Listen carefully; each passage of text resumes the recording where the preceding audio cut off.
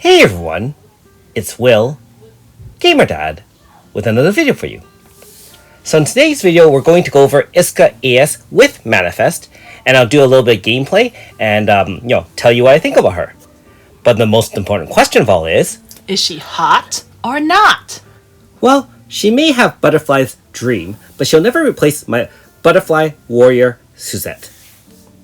Anyways, with Manifest, AS Isuka is definitely a lot more valuable as a utility and fairly high DPS unit as well.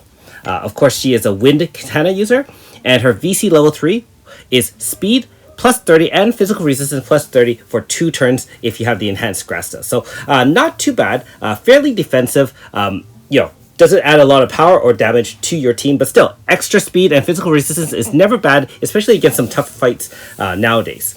You can see the skills we're going with, her 2 AS moves, as well as Hastening Melody, which is her 4-star move. So let's talk about that first. Hastening Melody, I think, is one of the most useful moves as her 3rd slot. Power of all party members plus 20 and speed plus 20 for 3 turns. So a lot of times you might be starting with AS Isuka up front, in which case her VC won't be as effective since you can't activate VC while you're up front. Extra 20% speed is not bad at all. She also has a couple other 4-star moves. I'm not going to spend a lot of time on them because, let's be honest, you're probably not going to be using Feeble Dream, which is just speed down 20, and Lunar Laceration, which is just slash resistance down 20. That being said, let's talk about her 2 AS moves. They're actually fairly complicated. So All Equal, of course, has 2 versions. AS Isuka actually uses Cyclone form as well as Butterfly form. So I'll show you that in the video later on. So in Cyclone form, Wind type slash attack, single enemy, large power and int down 30, automatically for 3 turns, in pain for 3 turns, ignore target resistance. And then if you are in Butterfly form, Wind resistance 50 and restore all party members 30 MP. Keep in mind that you do want to start with All Equal to give 3 Passionate Warmths on user, because that really does power up your second and more powerful attack, which is your either your spam move or your AoE move, depending on what you're using it for. Billowing Cloud is definitely the one that you're going to be using on your far right as your spam move. Although, like I said, in order to set up, you do start with All Equal to kind of set up those debuffs, and that really helps against a lot of boss fights. Also note that of the 2 moves, All Equal does not switch forms. Billowing Cloud is actually the one that switches form. Now, AS Isuka actually starts with Cyclone form, and that's the one you hold that kind of glowing orb in your hand. Wind type slash attack on all enemies excel, and increased damage is target inflicted with pain. And it will automatically switch forms. So in Butterfly form, it gives crit rate of all party members 85% for 3 moves, and crit damage plus 15% for 3 moves. Keep in mind that if you do have 3 Passionate Warmths, which is the stacked from All Equal, and you get all 3 at one time now, that becomes 100% guaranteed crit rate for 3 moves, and crit damage increased to from 15 to 30% for 3 turns. Very, very useful. Now, one downside to this move is it still changes form during AF, and therefore, when she is going between spamming on the Billowing Cloud, you only get 1 attack every 2 kind of rounds, because the other one will convert from Cyclone form, which is the attack, to Butterfly form, which gives everyone crit rate the 100% and the crit damage 30. So not nearly as useful as some other units, and therefore it actually shortens the number of cycles in your AF form. That being said, her 1 hit with the Billowing Cloud is actually a very high burst damage, and so we'll show you a few examples of that as well in this video. Keep in mind, those are her non-modified moves. It's actually, remember that all manifests do reduce MP cost by 20% on her signature moves. And she is still in IDA school, so you can share those Grasta with her, either Katana or IDA school. In terms of the Grasta I am using, of course, we're always going to use Pain, since she does set Pain Guarantee, and we do have her True Starlight Proof as well. So, let's take her out for a spin. If you haven't already, make sure you like and subscribe to my channel. I really appreciate it. I also do have a Patreon account for those who want to support me this way. Now, firstly, make sure you do grab those sparkles through Purgatory, because you will need them to craft some of the gear in this area.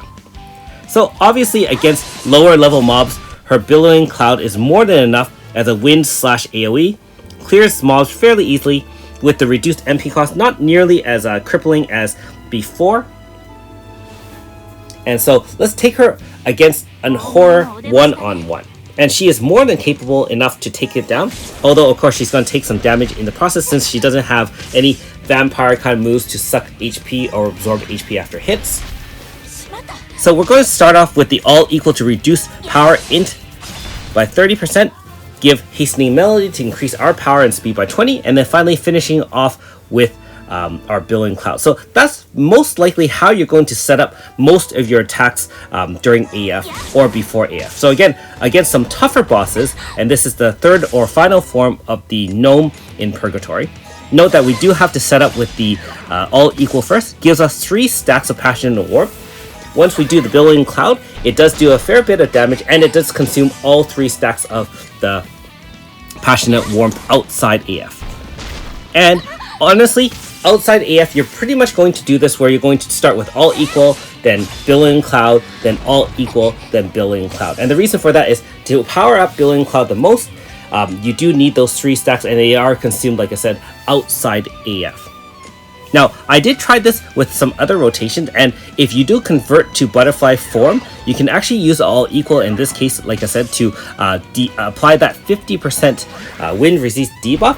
Keep in mind that in butterfly form, it doesn't do an attack, and so it actually leaves you a little bit vulnerable. And note that you can take a hit if you don't apply all equal in time. So you really want to make sure that if you are trying to kind of set up those moves, you will still watch for AS Isuka's in her icon. Make sure she does have that 3 stacks of Passionate Warmth when you are either spamming AF or outside AF if you're trying to do some mega burst damage. Against some of the tougher optional bosses in the game, she works really well with Melissa, being that Melissa is also a wind type unit that's a katana, so they can share enhanced Grasta. And so we really have the benefit of Melissa carrying some Grasta, and not only that, of course, the Flash Strike stance is really useful, so that she can apply Glint Gale, which is 50% wind resist debuff, and so on and so forth. We also have all katana team, so we do have Princess of Divinity from AS Sukiya applying up to 60% katana damage boost for a whole team. We are making sure that we have everything set up. So we actually have multiple stacks of slash resistance debuff applied by Elga. Note that when you are attacking in AF, you want to make sure that when you come out of AF, especially if you need some burst damage for after the HP stopper, she is in her Cyclone form. And again, that's the one where she has that glowing orb with the kind of energy circling around it. Because if you're in the butterfly form, you'll waste 1 turn where she is not going to be attacking, which will leave you vulnerable to hits, especially if you need that single attack in order to end the fight right there and then. So we'll apply our 3rd slash resist debuff, and there you go, 14 million, not bad, ends unseen fairly easily. And yeah, we also did VC in Yuri, and of course Yuri is also a wind katana user, able to share Grasta. But not only that, when he VC'd in, he does give extra 30% crit damage to your whole team. And a lot of times in the end kind of game where you were doing 2-turn metas or really powerful boss attacks, we really want to increase not only the crit rate, which is 100%, and we can guarantee that using AS Isuka among other units, we want to also increase the crit damage. And that allows your crit hits to do significant, damage so that you can either end the boss or fight through multiple phases. Now in our last example, we're going to kill Meloja, and so again we're going to rely on the benefit of having Melissa on our team for our turn 1 katana setup. Very similar thing, we're going to make sure we have all our stacks, we applied all equal first, and then we're going to keep on using Billow Cloud as a spam. We also have to do 3 attacks of AS Sukiya in order to finally apply Princess of Divinity, and at top stacks you get 60% enhanced damage for katana users. And again, coming out of the AF, we are in Cyclone form for AS Isuka. That's very, very important.